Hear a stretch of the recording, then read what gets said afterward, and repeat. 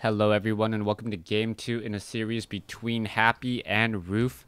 Game 2 taking place here on Metalopolis. Should be a good game here. Game 1, a very macro-intensive game between Roof and Happy.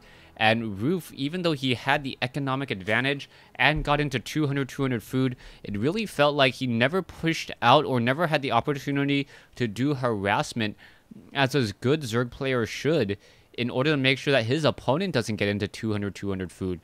Zerg can get into a 200 food army much more quickly than their opponent.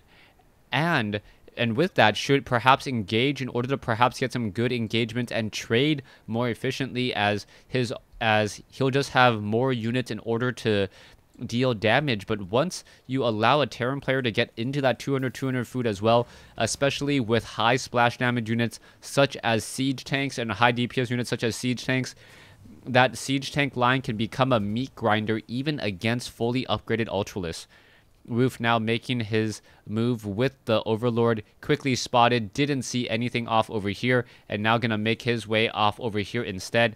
Meanwhile, Happy opening up with was that? No, it looked like it was a much more traditional economic build, delaying getting up no, actually it was an 11 racks again, so an 11 barracks being established, and we'll see if he goes for an early gas as well. So yes, Happy looking to really perhaps get into 14/15 and then build his orbital command. Perhaps that is a slightly faster economic opening, since you do get your orbital command a hair faster, and with that get a nice boost in your economy. We'll see what's going to go down here in just a moment, as Happy is going to get into 15/15, 15/19, now training up a Marine, upgrading that orbital command. As we see an SCV making its way inside the base, it will come across the hatchery first by Roof. Hatchery, and now finally a spawning pool. It looks as though we should be getting that spawning pool up and then going into double queens, and then Roof perhaps using double queens and perhaps a Hellion or some spine crawlers and an evolution chamber and maybe some roaches to block off against the Hellions, which will most likely be coming in from Happy. Now a second Marine is being added. A factory could be placed down. Yes, there is that factory now, as he is at 17/19. He may end up being supply blocked if he is not careful, or is he's going to add on a reactor here. He needs to train up another supply depot or build up another supply depot, as Happy will be supply blocked for a little bit of time now. Now, back off over here, you can see one Overlord is going to get shot into the center portion of the map right there. Roof is taking a bit of damage, and now what is going to happen as that Overlord tries to get away, but finds himself caught in between two Marines, and Roof going to end up losing an Overlord this early in the game, causing him to be supply blocked, and that is really going to hurt, using up an additional larva and also not being able to train up any drones. And really, Empire is Happy dealing a lot of damage early on so far in this match, as we now see him double training up Hellions. And it's interesting to see how Happy's opening, as it differs from the standard opening, how effective it is against Zerg, as he does get that orbital command slightly faster, and now and doesn't need to get that second supply depot nearly as quickly, since there's no reason for it unless he wants to make sure that there is no all-in rush coming in from the Zerg. Roaches will be pushing their way out. They should be able to handle these Hellions here. Roof back up to 36/36. Some damage was dealt with that with the loss of that earlier Overlord, but now Roof looks like he is in a very good position, as the roaches scurry after those Hellions, but those Hellions able to drive and move around very quickly. Now Happy should be adding on a tech lab here, and then eventually doing a swap back. And that's normally what I like to see from Terran players, getting up a tech lab, being able to train up, utilizing that gas much more efficiently, and then being able to switch and try to get up some siege tanks eventually, as we now see a double expansion coming in from Happy, getting up that second orbital command. You can see that the factory is going to make its way down. A new barracks going to be established here, not going to lift off and land one, as the Hellions have now made their way inside. A drone's now getting taken down. One or two drones perhaps being able to take down a lot. Another drone shot there, as the worker kill count now up to 5. Roaches dealing a bit of damage, and now it has 30 drones to 23 SCVs, but with triple command centers training up SCVs, Happy should be able to get that economic advantage and hold on to it. We are getting up a barracks here. We may be getting stim and siege tech already. SCVs now mining away back over here as well. We'll see what will be happening. Happy most likely will just try to oversaturate this line here and then try to take his natural expansion, which is very easy to defend. But Roof has already established his third base, or starting his third base now. A Zergling now trying to make the rounds, trying to see what's happening. The Zergling going to just dance around the map. He's going to come across the natural expansion, see that it's pretty open, and then perhaps Roof is not going to drone as hard, as the Zergling did not make it up the ramp and does not see the command center sitting right there. Orbital command now going to be lifting off and landing.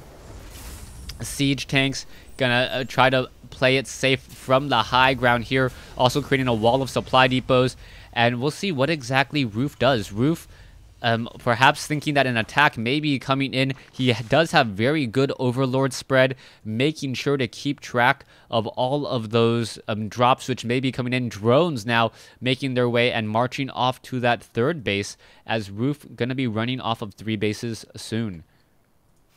Starport now being added.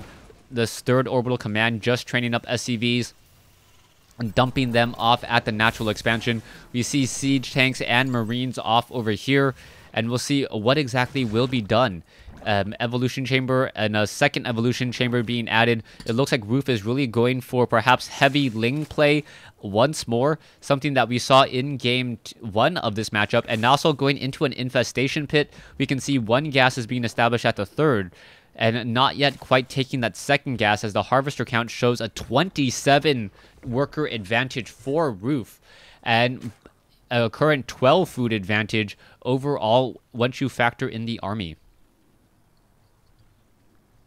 Now, level 1 weapons and armor upgrades coming in. Happy being very careful, getting up a wall of supply depots so that Zerglings cannot run by. They're going to be forced to stop onto these units over here, or these buildings over here, in order to take them down, as siege tanks are making a march out across the field.